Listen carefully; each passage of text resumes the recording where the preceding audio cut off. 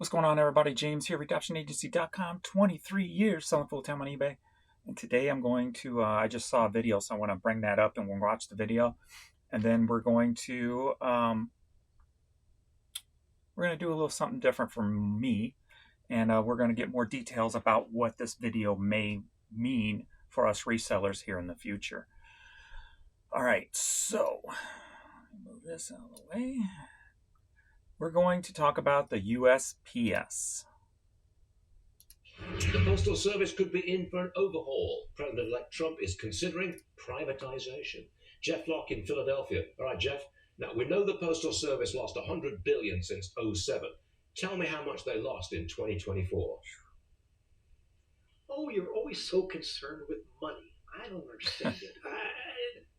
$10 billion, by the way. But, billion. You know, who's counting, for crying out loud? Well, apparently the once and future president is counting, and Mr. Trump says he is thinking about, well, he hasn't said it publicly, but reports say he is thinking about privatizing the Postal Service. According to the Washington Post, actually, he has talked with his incoming, or at least potential incoming Commerce Secretary, Howard Lutnick, about privatizing the service and saying he doesn't think that the company or the Postal Service should be subsidized anymore.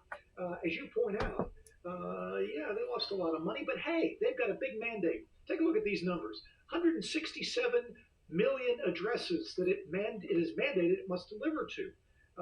500,000 career employees to do that, and 31,000 properties owned or leased around the country. But it delivers 44% of all of the world's mail. Pretty impressive.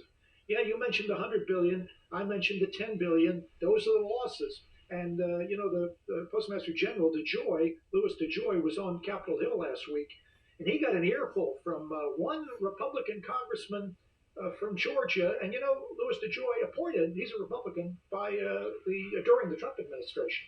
Here's the exchange. Quite amusing. Listen. You, sir, do not get an A grade.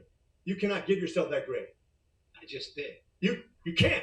I am trying to fix on your the watch service. With all the AI. Before my watch, the same stuff happened. With all the AI, with all the computer systems, you're worse than if I took a horse and picked up the mail and delivered it 2 miles down the road.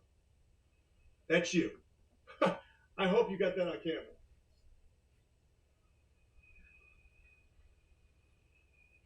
Yeah, he got it on camera, that's for sure. I would love to just do that sometimes, Mr. Barney. Sometimes even when I'm listening to you.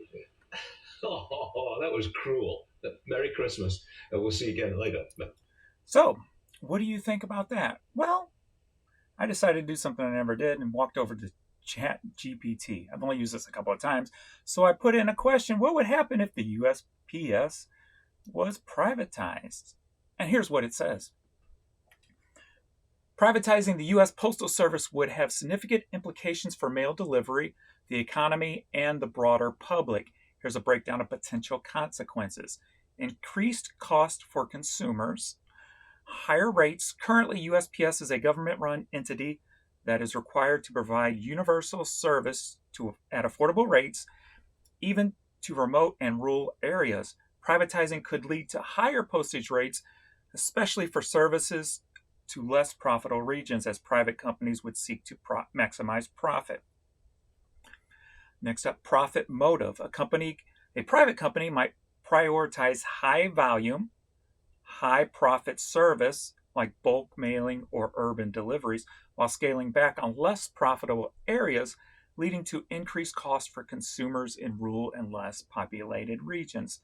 Now, I could see that happening, but I think with the other cost cuts that would come along with it, that I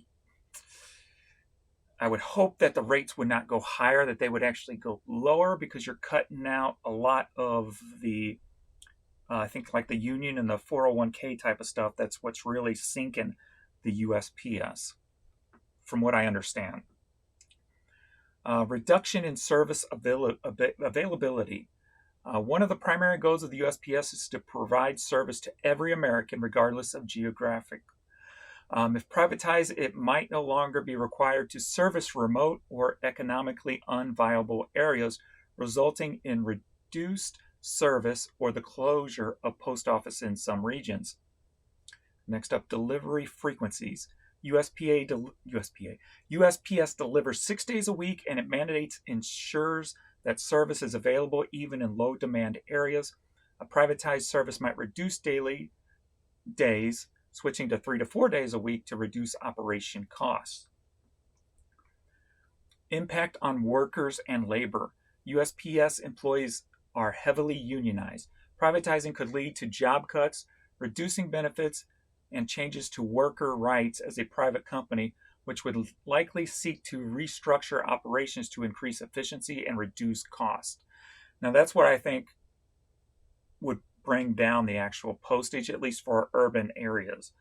Employee pensions. The USPS is burdened by pensions liability, which the government has been addressing through reform efforts. A private company might push to offload those pension responsibilities or reduce them, potentially leading to lower benefits for workers. Now, I think if they do that one way or another, whether it's privatized or not, that should at least stop them from raising the prices twice every year. Optimistic view, I know. Market competition and potential monopolies. In theory, privatizing the USPS could open the market to competition from other logistics companies like FedEx, UPS, and Amazon. However, these companies primarily focus on parcel service rates than letter. They might not be interested in maintaining nationwide letter delivery. Now, this is what I've been saying. The prices are just so out of control that I'm surprised somebody hasn't taken over that sector yet. Like somebody like Amazon. And if you think about it, how much of the mail do you get every day from the post office that you throw away? The amount of junk mail that comes through is just ridiculous. I think if there was a way to figure that out, that would probably cut a lot of cost right there. Market dominance. Without a universal service mandate, a private company can monopolize high volume, high profit services, leaving less lucrative services unservable or abandoned entirely. Now, that could be dangerous. If a dominant player emerges, they could drive up prices or reduce service quality for certain customer segments, which would be not good for online sales. So I think if something like that happens, somebody like Amazon would step in and kind of probably take over that number one spot eventually. I don't know. But then again, how long is Amazon going to be around? Usually every big company eventually falls, but they've got their hands in so many things. Profit-driven model. USPS is currently required to break even financially. Yeah, but it does not operate as a profit-driven enterprise, but yet they have to raise their prices twice every year.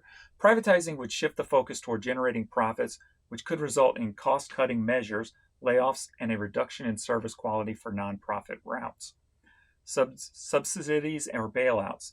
A privatized postal service might still require government support or regulations in certain circumstances, such as for maintaining service to remote areas or managing Operation Challenge, potentially leading to taxpayer fund bailouts or subsidies. I could see something like that happening if it did get privatized. Like there would be something like that put in there that they still have to service everybody, and that a bailout for that would take place, but that would also eliminate all the money that's going to pensions and such like that. So the financial burden would be a lot lighter in my first thoughts of this, but whoever's running it, that would be the ultimate thing. Like which as we know, big business, if it turns into a big business, it could turn into a nightmare. So I'm trying to look at it as from both aspects. USPS has historically been a lifeline for rural America, where private companies have less incentives to maintain delivery routes. Privatization could lead to service gaps or even elimination. We already went through that. Economic impact. Rural communities might also lose access to post offices, which are important for services like retail mail. True. Like, I think if it's going to be done, it has to be done in a way where they cannot abandon the rural areas. Or it's just restructured as it is somehow. Legal and regulatory issues. If the USPS was privatized, the government might still need to regulate the new postal company to ensure that it meets certain standards. So that would help with rural areas if that was the case. This would create a more complex regulatory framework. Rights and privileges. The U.S. Postal Service has certain legal protections, like the inclusive right to deliver first-class mail. If privatized, some of those rights may be challenged or altered, affecting the cooperative landscape of the quality of service.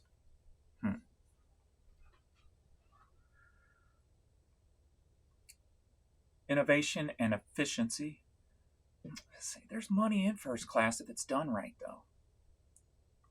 Technology advancements. A privatized postal service could invest more in technology and infrastructure to streamline operations, potentially leading to innovations in mail processing and delivery, drone deliveries, automation. This might improve efficiency and service in some areas, but could also lead to job losses. Well, I think anything in the future that has to do with technology eventually comes with job losses. Customer service focus. A private entity might focus more on customer service and delivery speed to attract business, especially for packages, potentially improving the user experience in some areas, but leaving less emphasis on traditional mail delivery or unprofitable sectors. So that would lead to, like, going back, like the USPS is basically gave UPS all their big packages. So that would be, they would come back into competition for that. And they've gotten rid of basically the medium type stuff, the hoodies and the jeans. So all they really have left is almost first class, which is ground now. I mean, that's pretty much all the USPS is now. It's cheaper to go elsewhere. It would bring up competition, like this said too. So, small business impact. Many small businesses rely on USPS for affordable shipping, especially for small parcels or first-class mail. Privatizing could lead to higher shipping costs for small businesses, affecting their profitability and pricing structure. I mean, really? I mean, it goes up twice a year as it is. Can it really get any worse than it is? I know it's a dumb question to ask because the answer is yes, but I would think with more competition, it's going to help drive prices backwards a little bit, especially if gas costs and stuff like that start coming down. I don't know. Mail is a public good. Many consider the USPS to be a public service rather than a business.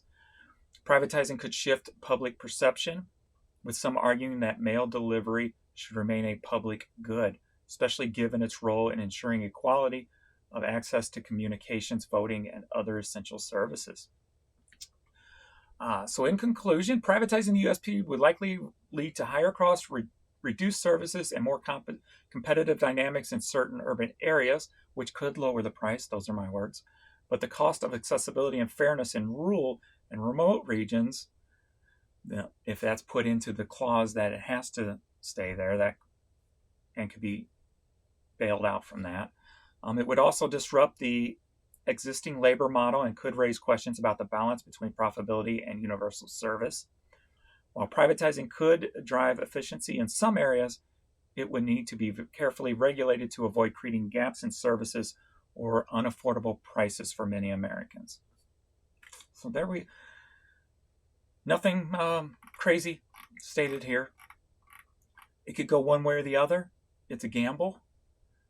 But what regulatory things do you put on the service? That would be the question. What do you guys think? Leave me a comment below. Think it's a good thing? Think it's a bad thing? And why? All right. Thanks, everybody. I'll see you all in the next video.